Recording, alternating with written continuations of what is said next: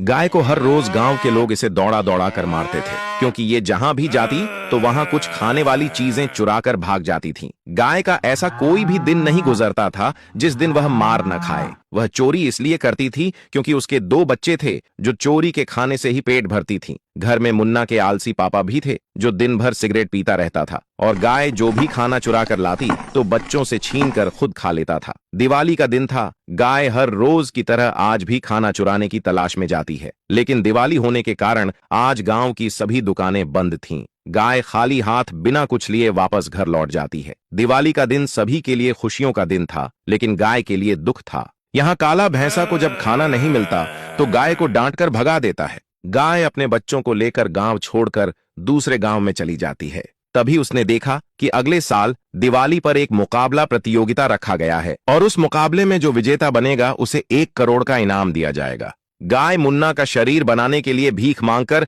कुछ पैसा इकट्ठा करती है और ढेर सारे अलग अलग ताकतवर फल लाकर बच्चे को खिलाती है। उसके बाद 1 साल तक लगातार कसरत करने के बाद शरीर मजबूत बन गया। अगला साल आया और दिवाली के दिन गाय अपने मुन्ना को लेकर मुकाबले के लिए गई। रेड बुल पहले से वहां पहुंच गया था और जोर जोर से मुन्ना को ललकार रहा था। तभी मुन्ना सीना ताने साल भर की गर्मी निकालने के लिए पहुंच जाता है। समय होते ही मुकाबला शुरू हो जाता है और जोरदार फाइट करता है। तभी मुन्ना ने रेड बुल को तितली की तरह आसमान में उठाया और पटक दिया। मुन्ना ने रेड बुल को हराकर दुनिया का सबसे बड़ा विजेता बन गया। मुन्ना 1 करोड़ का इनाम जीतकर अपना और अपनी मां का गरीबी दूर कर दिया। गांव वाले जब मुन्ना के पापा को सब बात बताते हैं तो वह बहुत पछताने लगता है और भैंस गाय के गांव में जाकर गाय से हाथ जोड़कर माफी मांगने लगता है। मुन्ना बोला, अब ये फैसला लाइक, सब्सक्राइब और कमेंट करके किया जाएगा। जो लोग चाहते हैं कि उसे माफ कर दिया जाए वो लाइक करके कमेंट में यस लिखें, और जो चाहते हैं कि उसे सजा दी जाए वो लाइक, सब्सक्राइब करके कमेंट में नो लिखें।